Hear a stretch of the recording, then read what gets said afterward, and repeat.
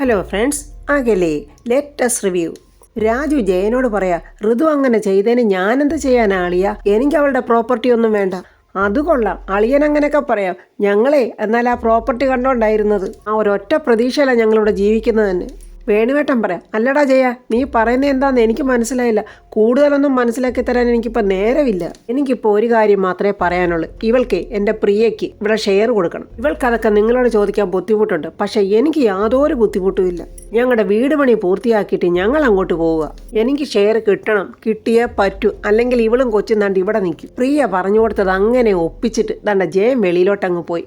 ആകെ കത്തിയെരിയുന്ന മനസ്സോടെ നിൽക്കുവാണ് രാജു. ഇതുകൂടെ കേട്ട് കഴിഞ്ഞപ്പോൾ രാജു ദാണ്ട തലയ്ക്ക് കൈയും കൊടുത്ത് അവിടെ ഇരിക്കും. ഇതൊന്നും ഞാൻ അറിയാത്ത കാര്യമാണേ എന്നുള്ള ഭാവത്തിൽ പ്രിയ ദാണ്ട കള്ളക്കരച്ചിലും കരയുന്നുണ്ട്. വളരെ സന്തോഷത്തോടെ അനന്തംപിള്ളയുടെ മോള് ദണ്ട അച്ഛനെ കാണാൻ ജയിലിൽ വന്നിരിക്കുക. എന്തൊക്കെയായി മോളെ കാര്യങ്ങൾ? എല്ലാം വളരെ സക്സസ് അച്ഛാ. ആ അംബികയുടെ കെണിയിൽ വീണ ഋതികയുടെ പ്രോപ്പർട്ടീസ് എല്ലാം ദാണ്ടിപ്പോൾ എൻ്റെ പേരിലായി കഴിഞ്ഞു. അനന്തംപിള്ള സന്തോഷം കൊണ്ട് പൊട്ടിച്ചിരിക്കുക. എൻ്റെ പൊന്നുമോളെ, നമ്മൾ ഉദ്ദേശിച്ച കാര്യങ്ങളൊക്കെ എത്ര എളുപ്പമാണ് നടന്നത്. എത്ര പെട്ടെന്നാ മോളെ നമ്മൾ ലക്ഷ്യത്തിലോട്ട് എത്തിയത്. അതേ അച്ഛാ, നമ്മൾ ഒത്തിരി റിസ്ക് പ്രതീക്ഷിച്ച്, പക്ഷെ അതിൻ്റെ ഒന്നും ആവശ്യം വന്നില്ല. അവരായിട്ട് തന്നെ എല്ലാം നമ്മുടെ കയ്യിലോട്ട് കൊണ്ടുവന്ന് തന്നു. അങ്ങനെ അമ്മായിയും പെട്ട്, മരുമകളും പെട്ട്. അച്ഛനല്ലേ പറഞ്ഞത് ഋതിക വലിയ ബുദ്ധിമതിയാണെന്ന്. എന്നിട്ടെന്താ അച്ഛാ ഇവൾ ഇങ്ങനെയൊക്കെ ചെയ്തത്? അവള് ബുദ്ധിമതിയൊക്കെ തന്നെ മോളെ. ഈ ഗവൺമെന്റിനെ അധികാരത്തിൽ എത്തിച്ചത് അവൾ ഒറ്റയൊരുത്തിയാ. പക്ഷെ അവളെ കൊണ്ട് ഒറ്റയ്ക്കൊന്നും ചെയ്യാൻ പറ്റില്ല. അങ്ങനൊരു വിഡ്ഢിയാ അവള്. എല്ലാത്തിനും അവനുണ്ടല്ലോ, ആ രാജു. അവനും കൂടി വേണം അവളോടൊപ്പം. അതെനിക്കും തോന്നിയച്ചാ. രാജു പോയതിൽ പിന്നെ അവൾ ആകെ പതറിപ്പോയി. എടി മോളെ, അവളെയും അവനെയും ദുർബലരാക്കാനും അവരെ തല്ലിപ്പിരിക്കാനും വേണ്ടിയല്ലേ നമ്മൾ ഇതൊക്കെ പ്ലാൻ ചെയ്തത്. എന്തായാലും എൻ്റെ മോളെ, അതൊക്കെ അങ്ങ് വിജയിച്ചു. ഇനി എന്താ അച്ഛാ ഞാൻ ചെയ്യേണ്ടത്? അതൊക്കെ ഈ അച്ഛൻ പറഞ്ഞുതരാം. ആ അംബിക ഇനി എന്ത് ചെയ്യണമെന്ന് എൻ്റെ പൊന്നുമോള് തന്നെ അങ്ങ് തീരുമാനിക്കും. ഈ അംബിക എന്ന് പറയുന്ന അവളുണ്ടല്ലോ, ലോക വിഷവാ. അവളെ ഉറക്കത്തിൽ പോലും വിശ്വസിക്കാൻ പറ്റില്ല. എൻ്റെ മോള് വരച്ച വരയിൽ ആ അംബികയും ആ കുടുംബത്തിലുള്ള ഓരോരുത്തരും നിൽക്കണം. എൻ്റെ മോടെ മുന്നിലുണ്ടല്ലോ ഇങ്ങനെ കൈ വായി പൊത്തി പണ്ട് അടിയാന്മാർ തമ്പരാക്കന്മാരുടെ മുന്നിൽ നിൽക്കില്ലേ, അതുപോലെ നിർത്തിക്കണം. ഞാൻ പറഞ്ഞതൊക്കെ എൻ്റെ മോക്ക് മനസ്സിലായോ? ഇനി ഒരിക്കലും ആ രാജു ആ വീട്ടിലോട്ട് വരാനോ പണ്ടത്തെ പോലെ വർമ്മയുടെ വലങ്കയ്യ നിൽക്കാനോ പാടില്ല. അതായത് ഈ രാജുവും ഋതിയും കൂടെ ഒരുമിച്ച് നിന്നാലുണ്ടല്ലോ, അതൊരു ഒന്നൊന്നര ബലവാ. പിന്നെ നമുക്ക് അവരെ ഒരു കാരണവശാലും തോൽപ്പിക്കാൻ പറ്റില്ല. പക്ഷേ രണ്ടും സെപ്പറേറ്റ് ആണെങ്കിൽ ഈ രണ്ടെണ്ണവും ബലഹീനരുമാണ്. ഈ രാജു എന്ന് പറയുന്നവനുണ്ടല്ലോ, അവന് ഋതികയില്ലാതെ ചലിക്കാനേ പറ്റത്തില്ല. പണ്ടൊക്കെ ഏത് നേരവും അവൻ്റെ ബൈക്കിൻ്റെ പിന്നാലെ ഇങ്ങനെ ഇരുന്ന് പോകും അവള്. ഋതികയ്ക്കും അങ്ങനെയൊക്കെ തന്നെ അച്ഛാ. രാജുവിനെ പിരിഞ്ഞിരിക്കാൻ കഴിയില്ല. ഈ പ്രതാപവർമ്മയും രാജുവിൻ്റെ അച്ഛൻ വേണുവൊക്കെ ഒരമ്മ പറ്റ സഹോദരങ്ങളെപ്പോലെ ആയിരുന്നു. അവരെയൊന്നും അങ്ങനെ പെട്ടെന്നൊന്നും ആർക്കും പിരിക്കാൻ പറ്റിയിട്ടില്ല. അത്രയ്ക്ക് ദൃഢമുള്ളതാണ് അവരുടെ ബന്ധം. പക്ഷെ എൻ്റെ മോള് കാരണം അവരടിച്ച് പിരിയുകയും ചെയ്തു. എക്സലന്റ് മോളെ, എൻ്റെ മോടെ ഒറ്റയൊരുത്തിൻ്റെ മിടുക്കുകൊണ്ടാണ് ഇതെല്ലാം നടന്നത്. ഇനി ഒരു കാരണവശാലും അവർ തമ്മിൽ അടുക്കാൻ എൻ്റെ പൊന്നുമോള് അനുവദിക്കരുത്. ഇല്ലച്ചാ, ഇനി അവർ തമ്മിൽ ഒരിക്കലും അടുക്കില്ല. ആ രാജുവിൻ്റെ കുടുംബം ഉണ്ടല്ലോ, എങ്ങനെങ്കിലും ഈ നാട്ടിൽ നിന്ന് പോകണം. അവരില്ലാതെ വന്നാൽ അതോടെ പിന്നെ പ്രതാപവർമ്മയുടെ പതനം ആരംഭിക്കും. ദേഷ്യത്തോടെ പല്ല് കടിച്ചുകൊണ്ട് അനന്തംപിള്ള പറയാ, അവൻ്റെ നാശമാണ് എനിക്ക് കാണേണ്ടത്. അച്ഛൻ വിഷമിക്കാതിരിക്കച്ച. പ്രതാപവർമ്മയുടെ കുടുംബം നശിപ്പിക്കുന്ന കാര്യം അത് ഞാൻ ഏറ്റു. അംബിക ആരാണെന്ന് ശരിക്കും മനസ്സിലാക്കിയ ഋതിയ കാണിച്ച മണ്ടത്തരം. എന്നിട്ട് അവൾ വലിയ സന്തോഷത്തോടെ ചെറിയമ്മയെന്ന് പറഞ്ഞ് ചിരിച്ചോണ്ട് നിൽക്കുക.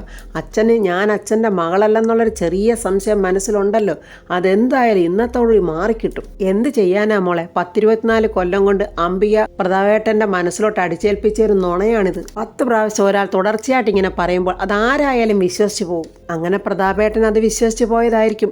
അയ്യോ എൻ്റെ ചെറിയമ്മേ, അച്ഛനൊന്ന് വന്നാൽ മതിയായിരുന്നു. വരും മോളെ, എൻ്റെ മോളുടെ ഒരു സന്തോഷം കണ്ടില്ലേ? അവരങ്ങനെ പറഞ്ഞുകൊണ്ട് നിൽക്കുമ്പോൾ എൻ്റെ പ്രതാപൻ പറഞ്ഞു, അയ്യോ ചെറിയമ്മേതണ്ട അച്ഛൻ വന്ന്. അച്ഛ അവിടെ നിന്ന് നിന്നേ, അമ്മായി അമ്മായി എന്നിങ്ങനെ അംബികയെ വിളിക്കുന്നുണ്ട്. പ്രതാപൻ അതിശയത്തോടെ യാമിനിയോട് ചോദിക്കും, എന്തു പറ്റി യാമിനി ഇവക്ക്? വളരെ സന്തോഷത്തോടെ ഋതിക പ്രതാപനോട് പറയാം, അച്ഛ എല്ലാ പ്രശ്നങ്ങളും ഇന്നത്തോടെ തീരും. അച്ഛൻ്റെ എല്ലാ സംശയങ്ങളും ഇന്നത്തോടെ അവസാനിക്കും. നീ എന്തുവാ പറയുന്നേ? എനിക്കൊന്നും മനസ്സിലാകുന്നില്ല. അച്ഛൻ അവിടെ നിന്ന് നില്ല്, അമ്മായി ഇങ്ങോട്ട് വരട്ടെ. അപ്പോഴങ്ങോട്ട് അംബികയും ദീപക്കും നന്ദനയും കൂടെ വരുന്നുണ്ട്. എന്താ പ്രതാപ വിളിച്ചത്? ഞാനല്ല ചേച്ചി, മോളാ വിളിച്ചേ. എന്താ ഋതികെ? അമ്മായി കാര്യം പറയാം അച്ഛനോട്. എന്ത് കാര്യം? അല്ല ഋതികെ, എന്ത് കാര്യമാണ് നീ പറയുന്നേ? എന്ത് കാര്യമെന്നാണോ അമ്മായി ചോദിക്കുന്നേ? ഞാൻ അച്ഛൻ്റെ മോളാണെന്നും അന്ന് നടന്ന സത്യങ്ങളൊക്കെ അമ്മായി അച്ഛനോട് പറയേ. എന്ത് സത്യങ്ങൾ പറയുന്ന കാര്യമാണ് ഋതിക നീ പറയുന്നത്? പണ്ട് പറഞ്ഞ സത്യങ്ങൾ മാത്രമേ എനിക്ക് ഇപ്പോഴും പറയാനുള്ളൂ. അമ്മായി എന്തായി പറയുന്നേ? അമ്മായിന്നോ? നീ എന്നെ അമ്മായി എന്ന് വിളിച്ചിട്ട് കാലങ്ങളേറെ ആയല്ലോ. നന്ദനെയും ദീപക്കും ഇതൊക്കെ കണ്ട് ആസ്വദിക്കുക. പ്രതാപ, ഇവക്കെന്തോ പറ്റിയിട്ടുണ്ട്, എന്തോ കിളി പോയതുപോലെ. അമ്പിയുടെ ഈ അഭ്യാസം കണ്ടിട്ട് ദേഷ്യം വരും യാമിനി. വേണ്ടേ, നിങ്ങൾ വാക്കുമാറ്റി പറഞ്ഞാലുണ്ടല്ലോ. നിനക്കും തുടങ്ങിയ അസുഖം? ആഹാ, ചെറിയമ്മയ്ക്ക് മോക്കും തലയ്ക്കെന്തോ പ്രശ്നമുണ്ടല്ലോ. ഋതിക പെട്ടെന്ന് യാമിനിയോട് പറ, ചെറിയമ്മേ, ഇവരെഴുതി തന്ന അഗ്രിമെൻ്റ് ഇല്ലേ, പെട്ടെന്ന് അത് എടുത്തുണ്ടോ. ശരി മോളെ, ഞാൻ ഇപ്പം കൊണ്ടുവരാം എന്നും പറഞ്ഞ് യാമിനി പോകുന്നുണ്ട്. പ്രതാപൻ ഋതിയോട് ചോദിക്കുന്നു, അഗ്രിമെൻറ്റോ? എന്ത് അഗ്രിമെൻറ്റ്? ഉടനെ അംബിക പറ, എൻ്റെ മോനെ, എനിക്കൊന്നും അറിയില്ല ഈ പെണ്ണ് എന്തൊക്കെയാണ് പറയുന്നതെന്ന്. അമ്മായി, ഇനിയും നിങ്ങൾ എന്നെ ചതിക്കല്ലേ. അച്ഛനെ ഞാൻ എല്ലാം ബോധ്യപ്പെടുത്തി തരാം. ചെറിയമ്മ ഒന്ന് വന്നോട്ടെ. ഇവനി ആ കവർ കൊണ്ടുവന്ന് പ്രതാപൻ്റെ കയ്യിലോട്ട് കൊടുത്തിട്ട്, ദാണ്ട പ്രതാപേട്ട. ഉടനെ ഋതിക സന്തോഷത്തോടെ, അച്ഛനൊന്ന് വായിച്ചു നോക്കിക്കേ. പ്രതാപൻ അത് എടുത്തു നോക്കുമ്പോൾ വെറും മുദ്രപത്രങ്ങൾ മാത്രമാണ്, അതിലൊന്നും കാണുന്നില്ല. പ്രതാപൻ ഋതിയോട് ചോദിക്കുക, എന്താ ഇത്? ഋതിക പെട്ടെന്നത് വാങ്ങിച്ചിട്ട് എല്ലാ പേപ്പറും തിരിച്ചു നോക്കുക, ഒന്നും കാണുന്നില്ല. പ്രതാപൻ ഋതിയോട് ചോദിക്കും, നിനക്കിത് എന്താ പറ്റിയത്? യാമിനി കരഞ്ഞോണ്ട് പറ, അയ്യോ, ഇവർ വീണ്ടും ചതിച്ചല്ലോ. പ്രതാപൻ ചോദിക്കും, ചതിച്ചെന്നോ? എടാ പ്രതാപ, ഇവർക്ക് രണ്ടുപേർക്കും എന്തോ മാനസിക പ്രശ്നമുണ്ട്, നിങ്ങൾ എന്നെ ചതിച്ചാൽ ഞാൻ കൊന്നുകളയും എന്ന് പറഞ്ഞിട്ട് ഋതിക പ്രതാപനോട് പറയാം, അച്ഛാ, നടന്നതൊക്കെ ഞാൻ അച്ഛനോട് പറയാം. ഇവരെ ഞാൻ അച്ഛൻ്റെ മകള് തന്നെയാണെന്ന് തെളിയിക്കാൻ ഒരു അഗ്രിമെൻ്റ് ഉണ്ടാക്കി. അതാവാ മോനെ, ഇവളെന്തൊക്കെ വിഡ്ഢിത്തരങ്ങളായി വിളിച്ച് പറയുന്നത്. ഇവളെ വല്ല പ്രാന്താശുപത്രിയും കൊണ്ടുവന്ന് കാണിച്ച് ഭ്രാന്ത് തന്നെയാണെന്നാ തോന്നുന്നത്. ഉടനെ ദീപക്, ആ വഴക്കിന് ശേഷം ഇവൾ ഇങ്ങനെയൊക്കെ, ഇവക്ക് ഭ്രാന്താണെന്ന് തോന്നുന്നു. ദേഷ്യത്തോടെ യാമിനി, മിണ്ടാതിരിക്കടാ, നിങ്ങൾ പറഞ്ഞിട്ടല്ലേ മോൾ ഇതൊക്കെ ചെയ്തത്. എന്തൊരു കുരിശാ ദൈവമേ, എന്തോ യാമിനി നീ പറയുന്നത്. അംബിക ചേച്ചി, വെറുതെ കളിക്കരുത്. എന്തോ യാമിനി, വെറുതെ എന്നെയും പ്രതാപനെയും ഭ്രാന്ത് പിടിപ്പിക്കാൻ നോക്കുവാന്നോ? അവനെ പ്രതാപ, ഇവർക്കൊക്കെ എന്തോ ഗൂഢാലോചനയുണ്ട്. നീ ക്ഷീണിച്ചു വന്നതല്ലേ, നീ പോയി റെസ്റ്റ് എടുക്ക്. അച്ഛൻ പോകല്ലേ, ഞാൻ പറയുന്നത് കേട്ടിട്ട് പോയാൽ മതി. എൻ്റെ പൊന്നു മോനെ, നീ ഇവിടെ നിന്നാലേ നിനക്കും എനിക്കും വട്ടുപിടിക്കും. ഓ മോനെ, നീ അകത്തോട്ട് പോ എന്നും പറഞ്ഞ അംബിക പ്രതാപനെ പറഞ്ഞു വിടുന്നുണ്ട്. അപ്പോൾ നിങ്ങൾ എന്നെ കരുതിക്കൂട്ടി ചതിക്കുമായിരുന്നല്ലേ? അതേടി, ഞാൻ നിന്നെ ചതിച്ചത് എൻ്റെ കഴിവും, നീയെ ചതിക്കപ്പെട്ടത് നിന്റെ കഴിവുകേടുവാ. നിന്നെ തോൽപ്പിക്കുന്നത് എന്നും എനിക്കൊരു വിനോദവും ഒരു ലഹരിയുമാടി. ഇതിനേക്കാൾ വലിയൊരു പ്രതികാരവാടി. ഞാൻ ആ അഗ്രിമെൻ്റ് എഴുതിയതേ ചൈനീസ് ടെക്നോളജിയിലുള്ള ഒരു പെന്നുകൊണ്ടായിരുന്നു. കളിയാക്കി ചിരിച്ചോണ്ട് അംബിക പറ, ഇന്റർനാഷണൽ ഉഡായിപ്പ് പേനയത്. അതുകൊണ്ട് എഴുതി കഴിഞ്ഞാൽ മണിക്കൂറുകൾക്കകം അതങ്ങ് മാഞ്ഞു പോവും. നിങ്ങളെ ഇന്ന് ഞാൻ കൊല്ലും എന്നും പറഞ്ഞ് ഋതിക അംബികയുടെ കഴുത്തിന് കയറി കുത്തിപ്പിടിക്കുക. അത് കണ്ടുകൊണ്ട് ദീപക്, വിടറി, എൻ്റെ അമ്മയെ വിടറി എന്ന് പറഞ്ഞ് അവളെ പിടിക്കാൻ നോക്കുന്നുണ്ട്.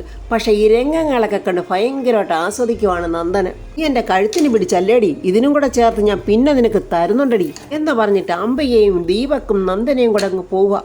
ഋതിക രണ്ട് കൈയും തലക്കടിച്ചിട്ട് നിനക്ക് അറിയുക, ചെറിയമ്മേ, രാജു എൻ്റെ കൂടെ ഇല്ലാത്തത് കൊണ്ടല്ലേ ഇങ്ങനെയൊക്കെ സംഭവിച്ചത്. അതേടി ഋതികെ, നിനക്കിപ്പം മനസ്സിലായോ രാജുവിൻ്റെ വില?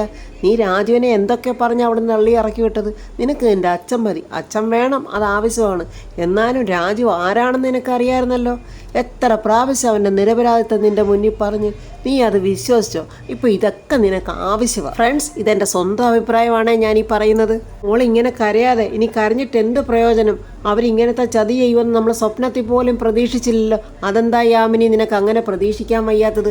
അവൾ ഇതിനപ്പുറം നിന്നെയും ചെയ്തിട്ടുള്ളതല്ലേ. അപ്പോൾ നിനക്കും എവിടെ പോയിരുന്നു ഈ ബുദ്ധി? പ്രതാപൻ്റെ വീട്ടിൽ താമസിക്കുന്ന എല്ലാവരും മന്ദബുദ്ധികളാണ്. ബുദ്ധിരാക്ഷസി ഇതാണ്ട അംബിക മാത്രം. എന്തെങ്കിലും ഒരു വഴി ഉണ്ടാവും മോളെ. അങ്ങനെ അവർ നമ്മളെ ചതിച്ചിട്ട് ഈ ലോകത്ത് അവർക്ക് അങ്ങനെ ജീവിക്കാൻ പറ്റില്ല. അതെ യാമിനി, ഇനി അങ്ങനെ വിശ്വസിച്ച് അങ്ങ് ജീവിക്കുന്നതാണ് നല്ലത്. കഴിക്കുന്ന തെങ്ങുമരം വെട്ടിയിട്ട് അതിൻ്റെ ചോട്ടിക്കൊണ്ട് കുറ്റിക്ക് വെള്ളമൊഴിക്കുക, അത് പൊട്ടിക്കിളിച്ച് ശിഖരങ്ങളായിട്ട് വരും. അധികം തേങ്ങ പറിക്കാമെന്ന് വിചാരിച്ച്. അതുപോലാണ് യാമിനിയും ഋതിയെയും കാത്തിരിക്കട്ടെ. അംബികയും ദീപക്കും നന്ദനെയും പൊട്ടിച്ചിരിക്കുക. ദീപക്ക് പറയാം, നന്ദനെ, നീ കണ്ടോ എൻ്റെ അമ്മയുടെ ബുദ്ധി? അയ്യോ ദീപു, എന്തുവാ നന്ദനെ എന്ന് വിളിച്ചു? അയ്യോ സോറി നന്ദു, എൻ്റെ അമ്മയുടെ വിളച്ചിൽ പിടിച്ച ബുദ്ധി ഈ ലോകത്ത് ആർക്കും ഇല്ല. എടാ മോനെ, ഇതിന് ബുദ്ധി മാത്രം പോരാ, നമ്മുടെ ബോഡി ലാംഗ്വേജിൽ വരെ ഇതിൻ്റെ തന്ത്രങ്ങൾ ഉണ്ടായിരിക്കണം. മയക്കിയും കറക്കിയും വീഴ്ത്താനുള്ള തന്ത്രങ്ങൾ വേണം. ആരോടാ ഇതൊക്കെ പറയുന്നേ? നന്ദനയോടാ. മലവിഴുങ്ങിയ അനന്തം പിള്ളയുടെ മോൾ അവിടുത്ത് നിൽക്കുന്നു, അവളുടെ അടുത്താ അംബികയുടെ തന്ത്രം. നന്ദന പറയും, എന്നാലും അവൾ ഇത്ര മണ്ടിയായി പോയല്ലേ അമ്മ. ദീപക്ക്, അവളല്ലേലും ഭൂലോക മണ്ടിയല്ലേ. പഠിക്കാൻ വരെ ഇവൾ വളരെ മോശമായിരുന്നു. രാജു ബോഡി ഗാർഡായിട്ട് കൂടെ കൂടിയതിൽ ഇവളിത്ര ബുദ്ധിമതിയായത്. അവൻ കൂടെ ഇല്ലാത്തതുകൊണ്ട് ഇവൾ വെറും ഒരു പമ്പര വിഡ്ഢിയാ. അവനും അവളും കൂടെ ചേർന്നാലേ അവരുടെ അടുത്ത് പൊരുതി നിൽക്കാൻ എൻ്റെ അമ്മയെപ്പോലൊരു സ്ത്രീക്ക് മാത്രമേ കഴിയൂ. എന്നിട്ടും എൻ്റെ അമ്മ 1000 വട്ടം അവളുടെ അടുത്ത് തോറ്റിട്ടുണ്ട്. എടാ, ഒരു മത്സരമൊക്കെ വന്നു കഴിയുമ്പോൾ തോൽവിയും ജയമൊക്കെ ഉണ്ടാകും. അങ്ങനല്ലേ നന്ദനെ? അതെ, യുദ്ധം നടക്കുമ്പോൾ പല രാജ്യങ്ങളും തോറ്റിട്ടില്ലേ? ഇതിപ്പോൾ എൻ്റെ തന്ത്രം കൊണ്ട് ചെറിയ വല്ല കാര്യമാണോ നേടിയെടുത്തത്? ഈ സ്വത്ത് മുഴുവൻ എൻ്റെ കയ്യിലായില്ലേ? നന്ദന മനസ്സിൽ പറയാം. ഇവരുടെ കയ്യിലോ? ഇവർ നമ്പർ 1 വിഡ്ഢിയാ. ഇതെല്ലാം ഇപ്പൊ എൻ്റെ കയ്യിലല്ലേ. അംബിക പറയാം, സ്വത്തുക്കൾ കൈക്കലാക്കിയത് മാത്രമല്ല, ആ രാജുവിനെ ഇവിടുന്ന് ഞാൻ ഓടിച്ചു വിട്ടില്ലേ അമ്മേ. ഇനിയെ രാജു ഇയാളോടങ്ങനെ അടുക്കുവോ അമ്മേ? അതൊക്കെ ഇനി എവിടുന്ന്. എടാ, ഈ രാജുവും വേണുമൊക്കെ വലിയ അഭിമാനികളാ. അവരെ നാണം കെടുത്തിയല്ലേ ഞാൻ ഇവിടുന്ന് വിട്ടിരിക്കുന്നത്. അത് ഞാൻ മനഃപൂർവ്വം ചെയ്തതാ. ഇനി ഈ ജന്മത്ത് അവരിങ്ങോട്ട് വരില്ല. എന്തായാലും അവളുടെ ജീവിതം തകർന്നു പോയില്ലേ അമ്മേ. അവള് പോയി തകർത്തതിന് നമ്മളെന്ത് ചെയ്യാനാടാ? മര്യാദയ്ക്ക് ഞാൻ അന്നേ അവളോട് പറഞ്ഞതല്ലേ, നിന്നെ കല്യാണം കഴിച്ച് മാനം മര്യാദയായിട്ട് ഇവിടെ ജീവിക്കാൻ. നിന്റെ കുഞ്ഞുങ്ങളെയും പ്രസവിച്ച് മര്യാദയ്ക്കൊരു വീട്ടമ്മയായിട്ട് ഇവിടെ ജീവിച്ചിരുന്നെങ്കിൽ ഇങ്ങനെ വല്ല പ്രശ്നം ഉണ്ടാകുമായിരുന്നോ? അയ്യോ അമ്മ എന്തോ ഈ പറയുന്നത്? അങ്ങനെ വല്ലതും സംഭവിച്ചിരുന്നെങ്കിൽ ഈ നന്ദുവിനെ എനിക്ക് ഭാര്യയായിട്ട് കിട്ടുമായിരുന്നോ? പറഞ്ഞതുപോലെ അത് ശരിയാണല്ലോ. ഇതെല്ലാം ദൈവത്തിൻ്റെ പ്ലാൻ അനുസരിച്ചല്ലേ നടക്കൂ. ഞാൻ ഈ സ്വത്തൊക്കെ അടിച്ചെടുക്കാൻ പെട്ട പാട് ദൈവത്തിന് മാത്രമേ അറിയൂ. ദൈവം എന്നെ അനുഗ്രഹിക്കുകയും ചെയ്തു, രാജു അവളെ ഉപേക്ഷിച്ച് പോവുകയും ചെയ്തു. ദരിദ്രവാസികളായ കൺട്രികളെ കൊണ്ടുള്ള ശല്യവും തീർന്നു. നന്ദന ചോദിക്കാം, അമ്മേ ഇനി എന്താ അടുത്ത പരിപാടി? ഇനി അവളെ ഇവിടുന്ന് പുറത്താക്കണം. പ്രതാപൻ ഇപ്പോഴും രാഷ്ട്രീയ നേതാവാ, അവനെ നാണം കെടുത്തി ഒരു മൂലക്കിരുത്തണം. അംബികയെ നീ പെണ്ണാണെങ്കിൽ അങ്ങനെ തന്നെ ചെയ്യണം. ആ പ്രതാപൻ അതും അതിനപ്പുറവും കിട്ടണം. എന്നിട്ട് വേണവടാ മോനെ എനിക്ക് എല്ലാവരുടെയും മുന്നിലൊന്ന് വാഴണം. അതായത് അംബികാവർമ്മ എന്ന മഹാറാണിയായി. നടക്കാൻ പോകുന്ന സ്വപ്നം ഓർത്ത് അംബിക ഇങ്ങനെ പൊട്ടിച്ചിരിക്കുക. അത് കണ്ടിട്ട് നന്ദന മനസ്സിൽ പറയും, നിന്നെയൊക്കെ ഞാൻ എൻ്റെ വേലക്കാരാക്കും. ഇവൻ എൻ്റെ റൂമിൻ്റെ വാതുക്കൽ കുന്തവും പിടിച്ചുകൊണ്ട് നിൽക്കുന്ന ഫടൽ. ഇവരാണെങ്കിൽ എൻ്റെ ദാസി. ഞാൻ മഹാറാണി, ഈ നന്ദന മഹാറാണി. തല കൊണ്ടുപോയി പാണ്ടിലോറിയുടെ അടിയിൽ വെച്ച് കൊടുത്തിട്ട് ഋതിക പൊട്ടിക്കരയോ. ഞാനിങ്ങനെ ഒരു ബുദ്ധിമോശം കാണിച്ചെന്ന് അച്ഛൻ അറിഞ്ഞാൽ.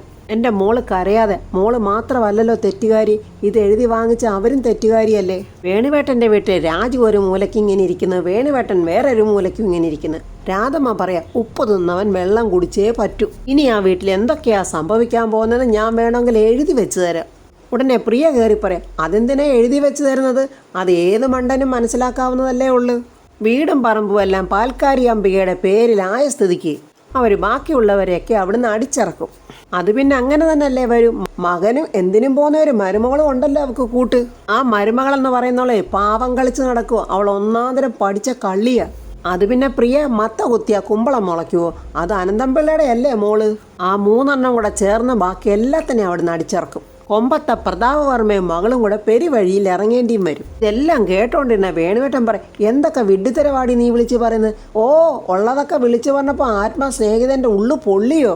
നമ്മളെ പൊള്ളിച്ചതോ അങ്ങ് പൊക്കോട്ടെ, നമ്മുടെ മോനെ അയാളുമായുടെ പെങ്ങളും ചേർന്ന് ആസകലം പൊള്ളിച്ചിട്ട് വേണുവേട്ടൻ എന്താ ഒന്നും പറയാത്തെ? വേണുവേട്ടനെ പോലെ തന്നെ ആ കുടുംബത്തെ സ്നേഹിച്ചവളാ ഞാനും. വേണുവേട്ടൻ അയാൾ ആത്മസുഹൃത്തായിരുന്നപ്പോഴേ എനിക്ക് അയാൾ ദൈവമായിരുന്നു. ആ ദൈവത്തിൻ്റെ വിഗ്രഹ കലങ്ങി മറിഞ്ഞ ചെളിമണ്ണാട്ട് എറിഞ്ഞുടഞ്ഞത്. ഈ രാധമ്മ വെറുത്താ പിന്നെ വെറുത്തതാ, പിന്നെ ഭാഗത്തോട്ട് തിരിഞ്ഞു നോക്കില്ല. അത്രയ്ക്കധികമോ അവർ നമ്മളെ നാണം കെടുത്തി വിട്ടത്. എനിക്ക് ഈ നാട് തന്നെ വെറുത്തുപോയി. പറ്റുമെങ്കിൽ ഈ നാട്ടിൽ നിന്ന് എങ്ങോട്ടെങ്കിലും പോകണം. ഇതെല്ലാം കേട്ട് വിഷമിച്ച് ഒന്നും മിണ്ടാനാകാതെ രാജു ഇങ്ങനെ ഇരിക്കുക. രാധമ്മ ചോദിക്കുക, നീ എന്തിനാടാ വിഷമിച്ചിരിക്കുന്നത്? ഈ ലോകത്ത് ഈ ഒരു നാടും മന്ത്രിയുടെ കൂടെ ഉണ്ടായിരുന്ന ജോലിയൊന്നും അല്ലല്ലോ വലുത്. നിനക്ക് നല്ല വിദ്യാഭ്യാസമില്ലേ? വേറെ എന്തെങ്കിലും ജോലി നോക്കണം. ഇത്രയും നേരം മൗനമായിട്ടിരുന്ന രാജു വാ തുറക്കുക. അമ്മ പറഞ്ഞ ശരി തന്നെ, ഞാനും അതിനെക്കുറിച്ച് ആലോചിച്ചുകൊണ്ടിരിക്കുന്നത്. എനിക്ക് പരിചയമുള്ള ഒരു കമ്പനിയുണ്ട്. എന്തായാലും ഞാൻ നാളെ തന്നെ അവിടോട്ടൊന്ന് പോകുന്നുണ്ട്. എന്തൊക്കെയായാലും വേണുവേട്ടന് പ്രതാപനെ പറയുന്ന ഒന്നും അങ്ങോട്ട് പിടിക്കുന്നില്ല. എടയർക്ക, നീ കിടന്ന് ഉറങ്ങാൻ നോക്ക്, നീ ഇങ്ങോട്ട് വാടി എന്നും പറഞ്ഞ് രാധമ്മയും പ്രിയയും വിളിക്കുന്നുണ്ട്. അങ്ങനെ അവരെല്ലാവരും അങ്ങോട്ട് പോയ തക്കം നോക്കി രാജു പെട്ടെന്ന് മൊബൈലെടുത്ത് ഋതികയുടെ ഫോട്ടോസൊക്കെ നോക്കുക. അവരുടെ കല്യാണം നടന്ന വീഡിയോ ഒക്കെ കാണുവാണ്. ഋതിക പറഞ്ഞ വാക്കുകൾ ഓർത്ത് രാജു സങ്കടപ്പെടുക. എനിക്ക് എൻ്റെ അച്ഛനെ മതി, രാജുവിനെ വേണ്ട. അങ്ങനെ രാജു പുതിയ കമ്പനി ജോലി അന്വേഷിച്ച് പോവുകയാണെന്ന് തോന്നുന്നു. രാധമ്മയും വേണുവേട്ടനും വന്നിട്ട് ചോദിക്കുന്നു, മോനെ പോകാൻ റെഡിയായോ?